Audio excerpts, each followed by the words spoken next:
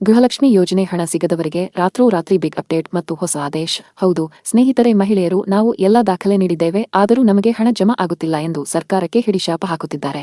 ರಾಜ್ಯ ಸರ್ಕಾರ ಅಂದ್ರೆ ಸ್ಟೇಟ್ ಗೌರ್ಮೆಂಟ್ ಅನುಷ್ಠಾನಕ್ಕೆ ತಂದಿರುವ ಮಹತ್ವಾಕಾಂಕ್ಷಿ ಯೋಜನೆಯಲ್ಲಿ ಗೃಹಲಕ್ಷ್ಮಿ ಯೋಜನೆಯೂ ಒಂದಾಗಿದೆ.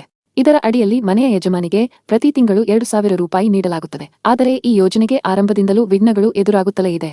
ಇದುವರೆಗೂ ಅರ್ಜಿ ಸಲ್ಲಿಸಿದ ಎಲ್ಲರಿಗೂ ಹಣ ನೀಡಲು ಸರ್ಕಾರದ ಬಳಿ ಸಾಧ್ಯವಾಗಿಲ್ಲ. 80% ಮಹಿಳೆಯರಿಗೆ ಮಾತ್ರ ಈ ಯೋಜನೆ ಲಾಭ ಸಿಗುತ್ತಿದೆ. ಉಳಿದ 20% ಮಹಿಳೆಯರಿಗೆ ಸಿಗುತ್ತಿಲ್ಲ.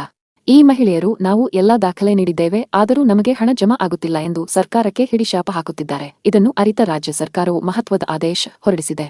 ಇನ್ಮುಂದೆ ಈ ಖಾತೆ ಆರಂಭಿಸಿದರೂ ಗೃಹಲಕ್ಷ್ಮಿ ಹಣ ಜಮಾ ಆಗಲಿದೆ. ಅರ್ಜಿ ಸಲ್ಲಿಸಿದ ಪ್ರತಿಯೊಬ್ಬ ಫಲಾನುಭವಿಗೂ ಸೌಲಭ್ಯ ಸಿಗಬೇಕು ಎನ್ನುವುದು ರಾಜ್ಯ ಸರ್ಕಾರದ ಉದ್ದೇಶವಾಗಿದೆ. ಅದಕ್ಕಾಗಿಯೇ ಸಚಿವರಾದ ಲಕ್ಷ್ಮೀ ಹೆಬ್ಬಾಳ್ಕರ್ ಅವರು ಮಹತ್ವದ ಆದೇಶ ಹೊರಡಿಸಿದ್ದಾರೆ. ಈ ಮೂಲಕ ಗೃಹಲಕ್ಷ್ಮಿ ಯೋಜನೆಯಲ್ಲಿ ಮಹತ್ವದ ಬದಲಾವಣೆ ತಂದಿದ್ದಾರೆ. ಗೃಹ ಲಕ್ಷ್ಮಿ ಯೋಜನೆ ಆರಂಭವಾಗಿ 4-5 ತಿಂಗಳು ಕಳೆದರೂ ನಮ್ಮ ಖಾತೆಗೆ ಹಣ ಜಮಾ ಆಗಿಲ್ಲ ಎಂದು ಚಿಂತಿಸುವ ಅಗತ್ಯವಿಲ್ಲ. ಈ ಖಾತೆಯನ್ನು ಆರಂಭಿಸಿ ಡಿಸೆಂಬರ್ ಅಂತ್ಯದೊಳಗೆ ನಿಮ್ಮ ಖಾತೆಗೆ ಹಣ ಬರುತ್ತೆ ನೋಡಿ.